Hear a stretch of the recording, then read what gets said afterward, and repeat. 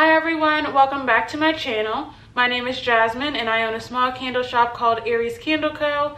And today I actually have some orders to fulfill, so I figured I would bring you guys along as I make a candle. Okay, so today I'm going to be making a black candle. It's about 8 ounces. The first step is to clean the jar. So in this bottle is just some rubbing alcohol. And I just spray it right on inside. I use a paper towel to clean it out and just dry it. Make sure there's no cardboard, dust, or debris inside. All right, perfect. So this is my Presto pot. I invested in this once I started having a ton of orders, and making each candle one by one just became a little bit too tedious and frustrating, to be completely honest. So I invested in this Presto pot, which I can melt about 8 pounds of wax at a time. So that is what I do. I already have it on. I have it warming. I get it to about 200 degrees. I use all natural coconut wax. For people who use soy candles, a lot of times they will say we need to only heat it to 180, but my coconut wax can actually handle a lot more heat, so I like to give it more heat, and I find that my candles have not suffered or it has not done any damage, so why not? While that continues to melt, I'm going to go ahead and wick this jar. Well, I use CD wicks, so I'm going to take a wick sticker and place it on the bottom of the wick, on the silver part, and once it's on there, I'm just going to press it firmly so that it's truly on there. And the next thing I'm going to do is I'm going to take this metal rod with the magnet at the bottom. I'm going to feed it into this hole right here, like that, and I'm just going to peel off the paper part so that I have the sticky part still on the wick. And I eyeball the wicks. I eyeball it into the center. Most of the time I get pretty darn close to the center. So I'm going to take this wick bar right here and I'm going to place it right on here. And this just helps keep it straight up. So now I'm just going to slide it into this notch right here. I don't know if you can see that, but there is a tiny little notch, and I'm just gonna slide it in. You kind of have to use your nails a little bit. There we go. And so now that it's in, I'm just going to center it, because as you can see right now, it's not really centered like that, and now it's pretty centered. So while I'm still waiting for the wax to melt, I'm going to go ahead and label the bottom of this jar. That way I know exactly which scent needs to go in it. And once it's poured, I already know what's inside of it, which makes packing it that much easier, that much quicker. Alright, so now that I have put the label on the bottom of that, this candle is pretty much ready to go, and I actually have shelves that I can pour and let them rest on so that I don't have to keep moving them. So I'm going to go ahead and put this on the shelf, and hopefully by that time this will be ready to go, at least to go ahead and start pouring some candles.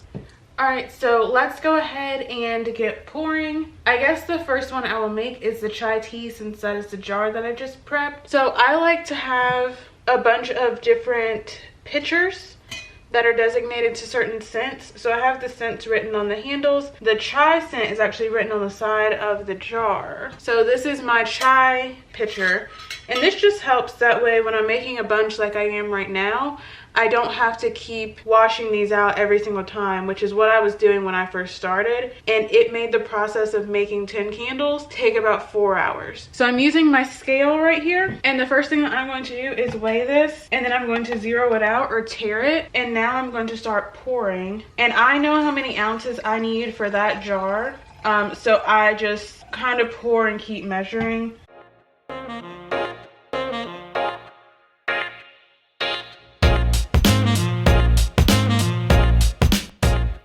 Perfect. All right, so now that we're there, I'm going to get the chai scent. So I'm going to use my phone calculator because there's actually calculations, and everyone who makes candles has their own calculations for how much fragrance to wax that they use. So now I'm going to pour this until the number on the scale matches the number in my phone.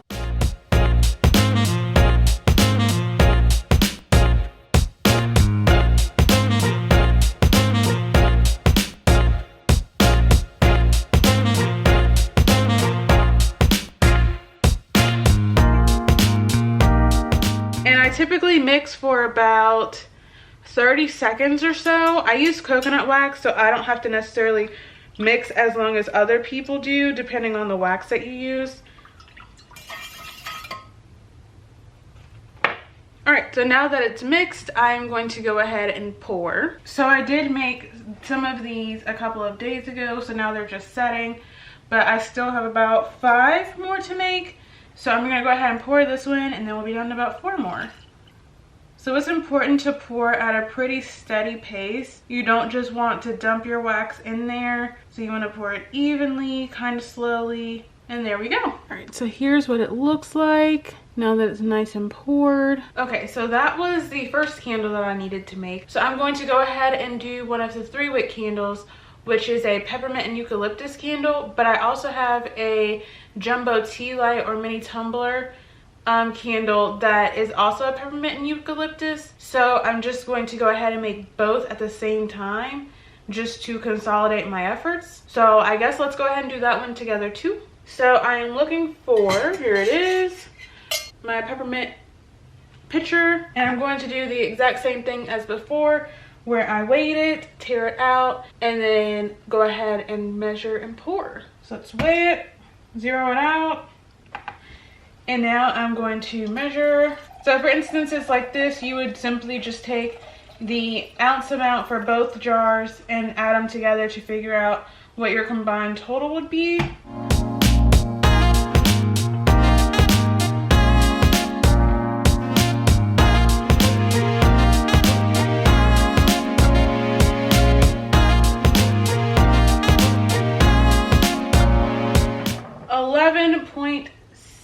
Is what I need. I do not recommend pouring straight into the pouring pitcher unless you have done this several times, because since all fragrances weigh different amounts, which is why you weigh them to begin with, it is very easy to accidentally over pour if you are not used to the fragrances that you're working with. So I highly suggest, if you're starting out or you're new or you're trying out new scents, I highly suggest pouring into a separate container before pouring straight into the pitcher.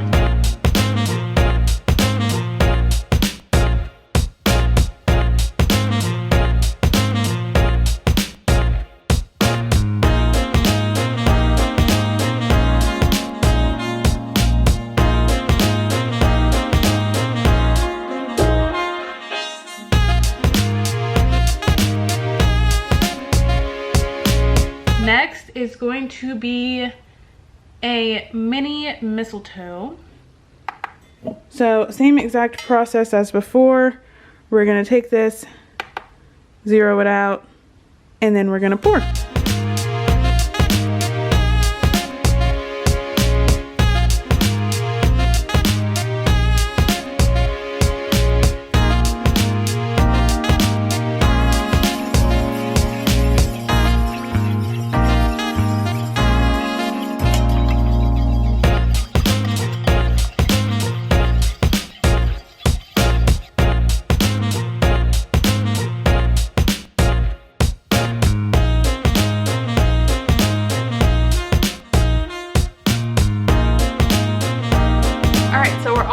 With all the candles that we needed to make today. So I want to thank you guys so much for joining me today as I made the rest of these candles for these orders, and I hope you guys have a great rest of your day, and I will see you next time. Until then, bye for now.